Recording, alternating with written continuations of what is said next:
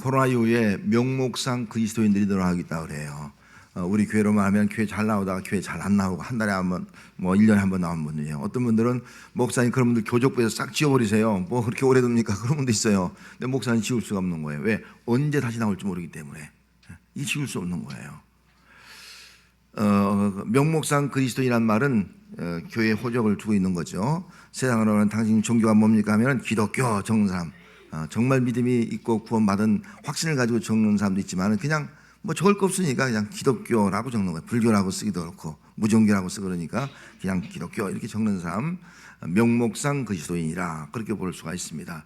이 명목상 그리스도인을 대상으로 한번 물었습니다. 당신 구원받았습니까? 물으니까 50%가 구원의 확신을 없는 거예요. 나 구원받은 이 말을 못하는 거예요.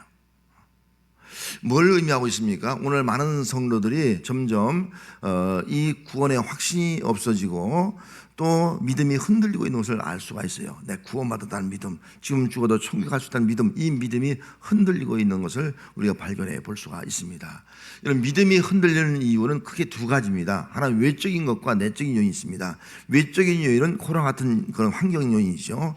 때로 어떤 시험을 당하거나 어떤 사업에 실패하거나 병이 들거나 그런 일로 해서 나같이 괜찮은 사람이 내가 무슨 크게 잘못한 것이 없는데 내가 왜 이런 어려움을 당하지? 그런 문제 때문에 믿음이 흔들리는 경우도 있습니다. 또 하나는 사상입니다. 사상. 여러분 세속주의 사상, 어떤 인문주의 사상 이런 것들이 들어온 거예요. 이런 사상들로 인해서 우리의 생각이 바뀌는 거예요. 정말 우리가 믿음만 가지고 살아야 되는가? 아니다. 성경은 사람이 떡으로만 사는 것이 아니라 말씀으로 산다는데 우리는 떡이 필요하다. 떡이 더 중요하다. 그래서 인생의 삶의 어떤 목적이라든지 가치를 자꾸 바꿔놓는 거예요. 그래서 그것 때문에 믿음이 흔들리고 있는 성도들이 점점 늘어나고 있다 하는 것입니다. 이거 오늘 우리 현실의 문제입니다. 여러분들은 어떤 믿음을 가지고 있습니까? 여러분들 흔들리지 않는 믿음 가지기를 주의 이름으로 축복합니다. 믿음이 흔들리는 성도가 있는 거예요. 현실적으로는요. 오늘 본문에 나온 이 유다서도요, 그 유대에 있는 성도들이거든요. 유대인 성도요. 유대인 성도들 가운데도 믿음이 흔들리는 사람이 있었어요. 그들이 믿음이 흔들리는 이유는요, 그게 두 가지였어요. 외적인 요인과 내적인 요인이에요. 근데 항상요, 외적인 것보다 내적인 것이 더 어려운 거예요. 외적인 요인은요, 그 로마 황제로 인한 박해, 기독교 박해예요. 믿음을 지키기 위해서 흩어져 숨어 살고 이런 것들이 너무 힘든 거예요. 또 한 가지는 내적인 문제예요. 내적인 문제는요, 거짓 교사들에 의해서 이단 사상이 들어온 거예요. 거짓 잘못된 사상이 들어온 거예요. 그 당시에 헬라의 어떤 문명의 어떤 흐름에 의한 그런 영주의 사상이 들어온 거예요. 이런 사상 때문에 신앙이 흔들리기 시작을 했습니다. 그래서 외적인 요인도 중요하지만 이 유다교회는 지금 더 중요한 것은 내적인 문제. 내적인 문제에 의해서 신앙이 더 흔들리고 있다. 내적인 문제는 거짓 교사에 의한 거짓 어떤 사상가에 의해서 들어온 그런 영주주의 사상, 이것 때문에 지금 신앙이 큰 위기를 맞이하고 있다 하는 것입니다. 오늘 본문에 보면은 여기 22절 말씀에 보면은 어떤 의심한 자들, 그렇게 말 어떤 의심하는 자들 이렇게 말씀했습니다. 그 의심이 생긴 거예요. 의심. 그러면 먼저 영지주의가 뭐냐면, 영지주의는 쉽게 말하면 영은 선하고 몸은 악하다는 거, 물질은 악한 거예요. 영이 있고 우리 몸이 있지 않습니까? 물질은 몸에 들어가요. 이건 다 악하다는 거예요. 그래서 예수님은 이 악한 더러운 육의 몸을 입고 올 수 없다는 거예요. 예수님은 영으로 왔다가 영으로 가셨다는 거예요. 이걸 주장하고 있는 거예요. 그러니까 이 말을 들은 성도들은 어떤 생각이 듭니까?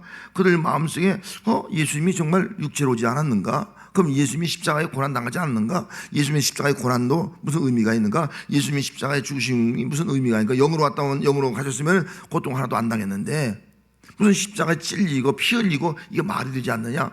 신앙이 흔들리는 거예요.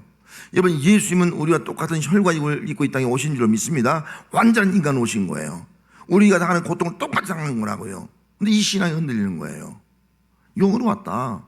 예수님은 육체를 입을 수 없다. 왜? 더러운 육체를, 악한 육체를 어떻게 입을 수 있느냐? 이건 말이 안 된다. 이런 사상이 교회 안에 들어오는 거예요. 이런 철학사상 때문에 신앙이 흔들리고 있는 겁니다. 그러면은 이 신앙이 흔들릴 때 그들에게는 크게는 두 가지 요인이 생깁니다. 하나는 금식주의가 오는 금식. 이 몸은 더러우니까 이 몸을 위해서는 음식을 덜 먹어야 된다. 맛있는 거 안 먹고 기름진 거 안 먹고 그냥 뭐 야채만 먹고 뭐 금식이 생기는 거예요. 이 몸을 위해서 옷 같은 거 더 좋은 거 입을 필요 없어. 그래서 금욕주의가 생깁니다. 나름대로 경건하게 살려고. 이런 사상이 열렸고, 하나는 뭐랄까요? 금욕 다음에는 쾌락주의가 생깁니다. 쾌락. 이 육체는 더러운 거니까, 악한 거니까 육체하고 나는 권리 관계없어. 이 육체는 그냥 마음대로 써도 돼. 왜? 영혼만 구워 만드니까. 그래서 그 육체를 마음대로 더럽히는 거예요. 그래서 의심한 뿐만 더 나가서 23절에 보면 또 어떤 자들은 그 육체로 더럽혀진 옷까지 미워하되, 육체로 더럽히는 육체, 몸을 더럽히는 거예요. 향내에 빠지는 거예요.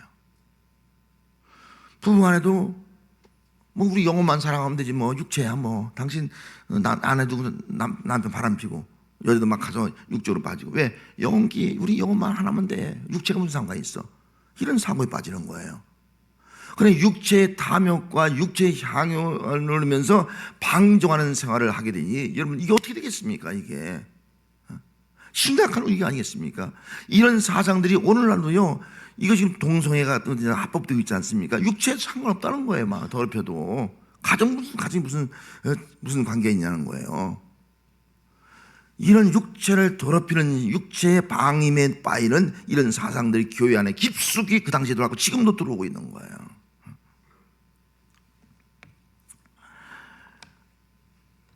오늘날 이렇게 예수님이 육체로 오심을 부정히 부인하고 의심하고 또 자기 육체를 그냥 세상 향락에 막 던지다 보니까 그런 사람들이 어떤 사람이냐?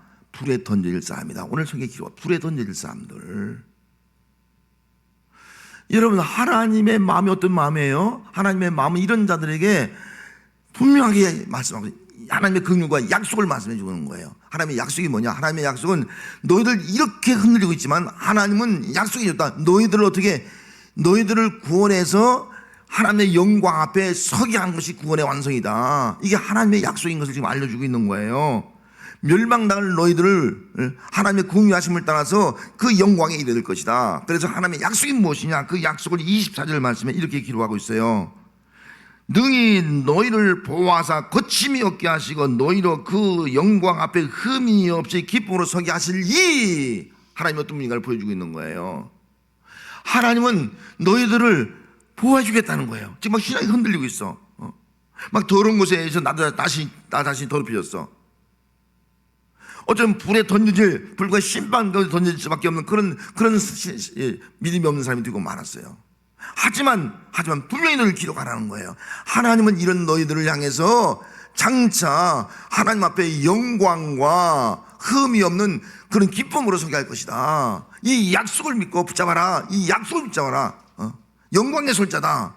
이 약속을 말씀해 주고 있습니다. 이 약속을 이루기 위해서 하나님 어떤 분이냐면 먼저 보여준다는 거예요. 그래서 여기 너희를 보호하사 거침이 없게 하시고 하나님 너희를 보호해준다. 이 약속하는 거예요.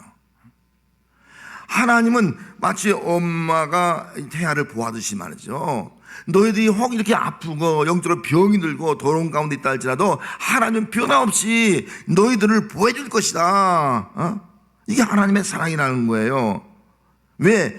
너희들은 하나님 앞에 부름받은 자다. 그냥 예수 믿은 것이 아니라 하나님이 불러서 예수 믿게 되었다. 부름받은 자다. 그래서 부름받은 자는 끝까지 구원과 영광에 이르도록 하나님 보호하신다. 이 약속의 말씀을 지금 그들에게 알려주고 있는 겁니다. 그래서 여기 로마서 1장 16절에 보면은 너희도 그들 중에서 예수 그리스도의 것으로 부르심을 받은 자니라. 누구의 것으로요? 예수의 것으로 부름을 받은 자니라. 할렐루야. 왜 예수의 것으로 부름을 받았어요? 예수님이 우리를 위해서 십자가에 죽으셨기 때문에, 육의 몸을 입고 죽으셨기 때문에 우리는 예수의 것이라는 거예요. 예수의 것으로 부름을 받았기 때문에 예수님이 그를 어떻게 한다는 거예요? 예수의 것이기 때문에 예수님이 보호한다는 거예요. 예수님이 지켜준다는 거예요. 할렐루야. 여러분, 예수 믿고 또 구원받은 성도가 된 줄 믿습니까? 하나님이 나를 불러준 것을 믿습니까? 이 믿음 있는 성도는요, 예수님이 그의 것이니까 내가 너를 보호해주겠다는 거예요. 여러분, 끝까지 하나님께서 예수를 통해서 우리를 보호해줄 줄 믿습니다. 그래야지만이 우리가 구원의 영광의 자리에 이를 수 있는 거예요. 하나님 보호한다. 보호해 주는 것을 끝나지 않고 한 걸음 더 나가서 그의 영광 앞에 서게 만들어주겠다, 그렇게 말씀하고 있습니다. 그래서 여기 이어서 말씀하기를 너희로 그 영광 앞에 흠이 없이 기쁨으로 서게 하시리니, 하나님의 영광 앞에 흠이 없는 거예요. 흠이 없이 또 기쁨으로, 할렐루야 막 기쁨으로 서게 만들어준다는 거예요. 얼마나 좋은지 말이죠. 그러면 어떻게 우리가 흠이 없이 기쁨으로 영광 앞에 서게 될 수 있겠습니까? 예수님의 죽으심 없이는 불가능한 거예요. 예수님이 이 땅에 성령으로 잉태해서 이 땅에 오셨습니다. 왜요? 죄가 없는 몸, 흠이 없는 몸으로 오기 위해서 성령 잉태한 거예요. 우리 아담의 후예인 우리는 다 부모의 부모 관계를 통해서 태어난 모든 존재는 다 우리 원죄를 가지고 있지 않습니까? 흠이 있는 거예요. 죄가 있는 거예요. 예수님은 흠이 없는 분으로 오셨어요. 왜? 흠이 없이 서기 위해서, 서도록 하기 위해서, 영광 가운데. 예수님은 우리와 똑같은 인간의 몸을 가지고 오셨는데 차이점이 있다면 예수님은 죄가 없고 흠이 없는 분이다. 흠이 없는 분으로 십자가에 죽으심으로 말미암아 우리가 책망할 것이, 비록 우리가 더럽혀지고 의심하고 흔들릴 시간 가졌지만은 예수님께서 우리를 보호하사 하나님의 영광과 함께 흠이 없는 자로 기쁨으로 서게 만들어준다. 이 믿음을 지금 심어주고 있습니다. 그래서 골로새서 1장 22절 말씀에 보면은 이제는 그의 육체의 죽음으로 말미암아 화목하게 하사 너희를 거룩하고 흠이 없고 책망할 것이 없는 자로 그 앞에 세우고자 하셨으니, 어떻게 해요? 그의 죽으심으로, 흠이 없는, 죄가 없는 예수의 죽으심으로 우리를 어떻게 해요? 우리를 거룩하고 흠이 없고 책망할 것이 없는 영광스러운 존재로 그 앞에 서게 하실 것이다. 할렐루야. 믿습니까? 이것이 바로 하나님의 약속이에요. 약속. 여러분, 우리의 믿음이 흔들린다 할지라도, 내가 믿음이 없어서 외적인 문제, 뭐 이런 문제, 또 내적으로 잘못된 사상, 교훈, 이것들 신앙이 흔들리더라도 그리스도께서, 우리를 부르신 그리스도께서, 하나님께 우리를 불러서 예수 믿게 했으니까 그리스도께서, 그리스도의 것이기 때문에 그리스도에게 보여줄 것이다. 그리스도가 하나님의 영광의 자리에 있듯이 우리도 그리스도와 함께 그 영광에 서는데 흠이 없고 기쁘게 설 것이다. 이게 우리의 미래의 모습이 되어야 할 줄 믿습니다. 여러분, 이런 확신을 가지고 사는 성도 되시기 바랍니다. 여러분, 그렇게 하기 위해서는 우리가 한 가지 중요한 것이 있습니다. 어떻게 우리가 그렇게 될 수 있느냐? 우리가 그건 하나님의 긍휼 때문이야. 긍휼. 그래서 하나님은 어떤 하나님이에요? 긍휼을 베푸시는 하나님을 믿습니다. 하나님은 긍휼을 베푸시는 하나님이에요. 그래서 21절 말씀에 영생에 이르도록 우리 주 예수 그리스도의 긍휼을 기다리라. 영생에 이르도록 예수의 긍휼을 기다리라. 기다리면 하나님의 긍휼로 말미암아 우리가 영생이 된다는 거예요. 22절 말씀에 어떤 의심한 자들 긍휼히 여기라, 의심한 자들 긍휼히 여기라는 거예요. 왜요? 하나님의 긍휼을 구원받는 거예요. 그래서 지금 의심한다 할지라도요, 그들도 하나님의 긍휼하심으로요 영광이 이룰 수 있다는 거예요. 또 23절 말씀에 어떤 자들은 그 육체로 더럽힌 옷까지 미워하되 두려움으로 긍휼히 여기라. 죄를 지은 사람은요, 그 옷이 더러워졌잖아요. 몸도 더러워지고요, 그 죄는 더러워야 돼. 그 더러움은 미워해야 돼. 하지만 그를 긍휼히 여기라는 거예요. 왜? 그들도 영광이 이를 자이기 때문에. 하나님도 그들도 하나님은 그들에게 긍휼을 베풀어주는 거예요. 그래서 우리는 긍휼을 기다리고요, 그런 성도까지 긍휼을 베라는 거예요. 여러분, 하나님의 긍휼을 입는 성도가 되시기 바랍니다. 긍휼을 기다리면서 그 긍휼이 임할 때 그 긍휼 가지고 성도 안에 부족한 성도 있어요. 믿음이 없는 성도 있어요. 흔들린 성도가 있어요. 더럽혀진 성도 있어요. 그들도 긍휼을 여길 수 있는 성도가 되시기 바랍니다. 이게 진짜 사랑인 거예요. 이것이.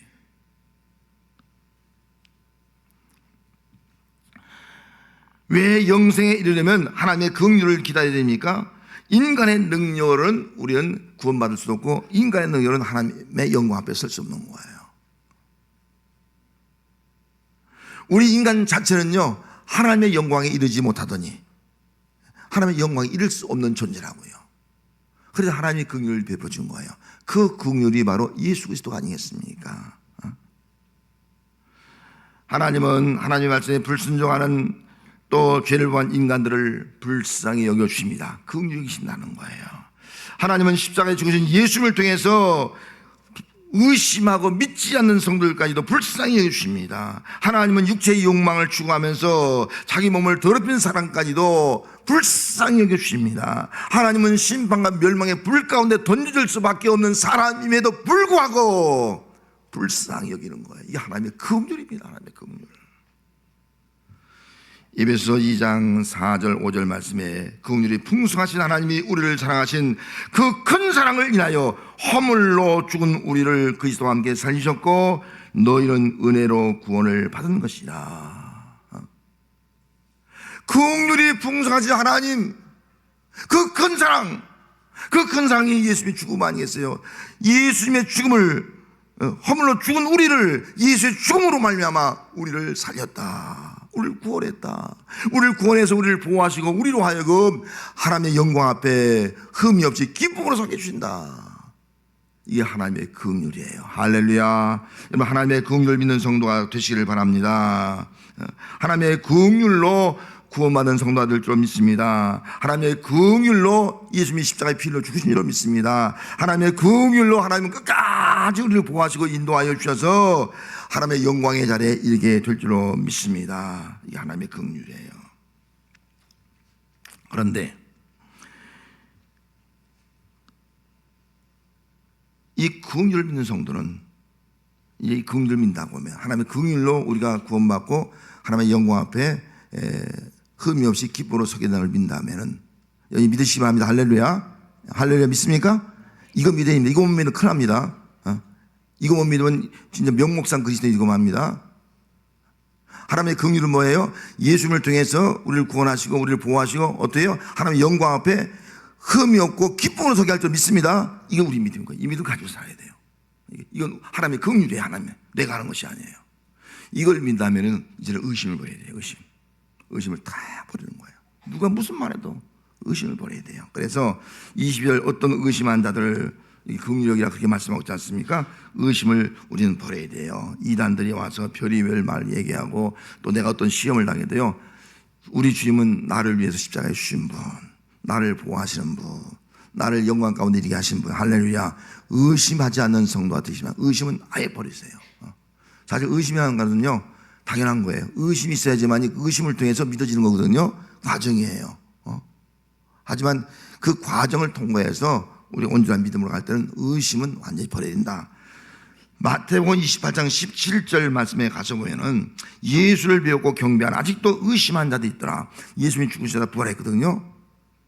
부활을 못 믿는 거예요. 어떻게 죽은 자가 살아나?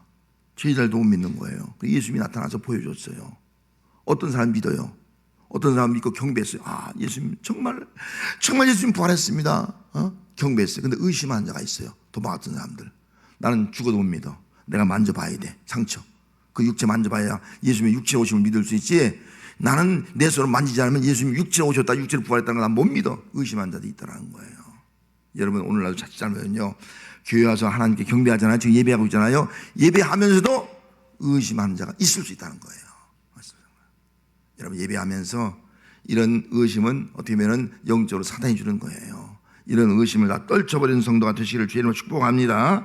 야고보서 1장 6절 말씀에 오직 믿음으로 구하고 조금 더 의심하지 말라. 조금 더 의심하지 말라. 의심하는 자는 마치 바람에 밀려 요동하는 바다 물결 같다. 믿음으로 구하고 믿음으로 예배하고 믿음으로 행하고 믿음으로 모든 걸 감당하고, 할렐루야. 의심하는 자는요, 바다에 있는 그 물결처럼 흔들리고 만다는, 요동하고 만다는 거예요.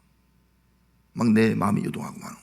그래서 의심을 버려라. 여러분, 오직 믿음, 할렐루야. 오직 믿음입니다. 이 믿음을 굳게 붙잡고 하나님의 긍휼하심을 굳게 믿고 사는 신앙이 여러분 내 신앙이 되시기를 바랍니다.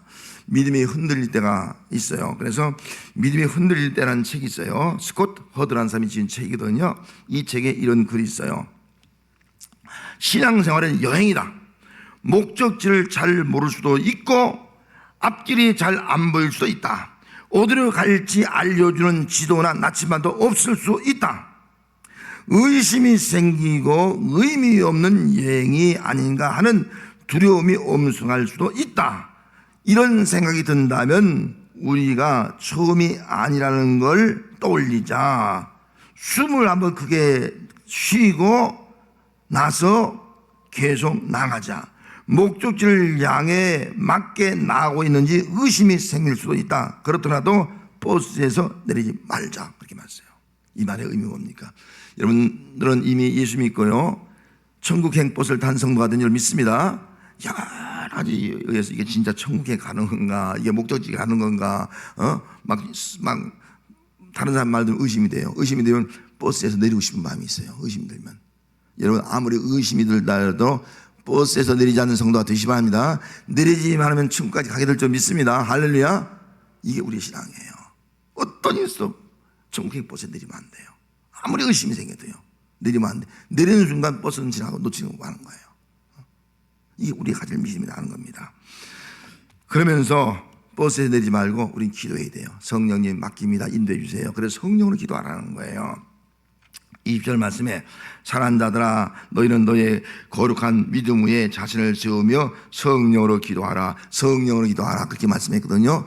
왜 성령으로 기도할까요? 여러분, 기도할 때 내 마음대로 기도할 수 있어. 그런데 성령으로 기도하라 그렇게 말씀하신 이유가 뭘까요? 오늘 이 거짓 선지자들이 미혹하는 것들은요, 다 어떤 자들이냐? 성령이 없는 자예요. 성령이. 그래서 19절 말씀에 보면 이 사람들은 분열을 일으킨 자요, 육에 속한 자요, 성령이 없는 자니라. 성령이 없는 자들이에요. 여러분, 성령이 없는 자는요 분열을 일으킨다고요. 성령이 없는 자들은요 원망 불평하게 만든다고요. 성령이 없는 자들은요 미혹되고 신앙이 흔들게 만든다고요. 지금 이 거짓 선지자들은 다 성령이 없는 자라는 거예요. 그래서 너희들은 성령으로 기도하라. 자기의 믿음이 자기의 믿음 위에 자기 자신의 믿음이 세워질 수 있도록, 예수 그리스도 위에 자기의 믿음이 세워질 수 있도록 성령으로 기도하라. 이번 성령으로 예수 믿는 줄 믿습니다. 성령으로 기도할 때에 이런 모든 미혹을 이기고 성령 안에서 우리의 신앙의 거룩함을 지켜나가고 이루어나가는 성도가 될 줄 믿습니다. 그래서 성령으로 기도하라는 거예요. 성령으로. 그냥 내 생각대로 기도하지 말고. 자, 로마서 8장 26절 말씀에 이런 말씀이 있어요. 이와 같이 성령도 우리의 연약함을 도우시나니 우리는 마땅히 기도할 바를 알지 못하나 오직 성령이 말할 수 없는 탄식으로 우리를 위하여 진히 간구하시니라. 성령을 기도하면요 난 약해, 흔들려, 의심이 와, 더럽혀져. 성령을 기도하면요 성령은 우리의 약함을 도우신다는 거예요. 할렐루야. 난 뭘 기도할지도 몰라. 기도가 잘 안 돼. 뭘 기도할지도 모르겠어. 성령을 기도하니까요 성령이 나를 위해서 어떻게 해요? 말할 수 없는 탄식으로 대신 기도하고 있다는 거예요. 할렐루야. 그걸 우리가 체험해야 돼. 그걸 성령으로 기도하니까 성령이 나를 도우시고 있다. 성령으로 기도하니까 성령이 나를 위해서 지금 기도하고 있다. 내가 기도하고 나니까 성령이 기도하니까 나도 모르게요 성령의 역사가 이루어지는 거예요. 내가 생각지 못한 그런 하나님의 역사가 이루어지는 거예요. 할렐루야. 성령으로 기도한 성도가 되시기를 바랍니다. 성령으로 기도함으로 말미암아 성령의 능력 가지고 이기고 사명 감당하다가 성령으로 말미암아 하나님 앞에 영광 가운데 흠이 없이 기쁨으로 설 수 있는 성도가 되시기를 주의 이름으로 축복합니다. 우리에게 믿음이 있다. 우리에게 믿음이 있다. 라는 책이 있습니다. 리처드 호킨이 지은 책이에요. 이 책에 보면 이런 글이 있어요. 천국에서 중요한 존재는 이 세상에서 중요한 인물이 아니다. 심지어 이미 그들의 상을 받은 유명한 교회 목사도 아니다.